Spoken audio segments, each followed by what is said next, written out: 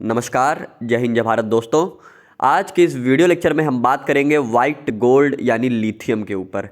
क्यों इतना महत्वपूर्ण है लिथियम, क्यों इसे वाइट गोल्ड कहा गया। हाल ही में न्यूज़ में ये चर्चाएं बहुत ज़्यादा ज़ोरों पे थी कि भारत में लिथियम के भंडार पाए गए हैं। There are the lithium reserves. Reserve का मतलब होता है उसका भंडार पाया जाना। देखिए, सबसे पहले तो ये समझेंगे कि what is the most important thing for the solar and electric vehicles for heavy machinery powered by green energy.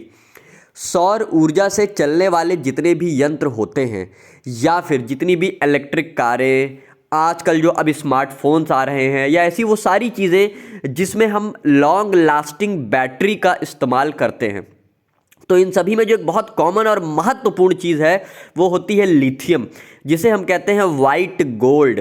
क्यों? आने वाला समय सौर ऊर्जा और हरित ऊर्जा यानी कि ग्रीन एनर्जी, पेट्रोल, डीजल और सीएनजी के अलावा जो स्वच्छ ऊर्जा होती है उसे हम कहते हैं ग्रीन एनर्जी। तो ग्रीन एनर्जी में इस वाइट गोल्ड यानी लिथियम का बहुत महत्वपूर्ण किरदार है, क्योंकि बिना इसके बैटरियों को बनाना बहुत मुश्किल होगा या लगभग नामुमकिन होगा।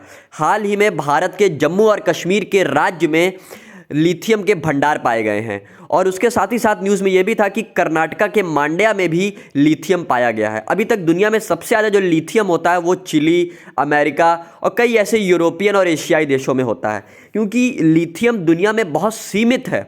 और भारत में इसका मिलना, और वो भी जम्मू और कश्मीर में, ये जियो पॉलिटिकल पॉइंट ऑफ व्यू से बहुत इंपॉर्टेंट है। इससे भारत जो लिथियम इंपोर्ट करता है, विदेशों से मंगाता है, उसमें भारी कमी आएगी।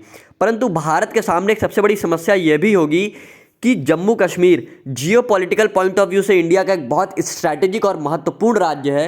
तो ऐसे राज्य में किस तरीके से भारत सरकार वहाँ से लिथियम को निकालती है और उसका उपयोग करती है, और यदि सही मायने में इसका उपयोग किया गया तो निस्संदेह भारत की अर्थव्यवस्था आने वाले समय में एक मजबूत अर्थव्यवस्था बन के उभरेगी। मिलते हैं अगले वीडियो में। जय हिंद।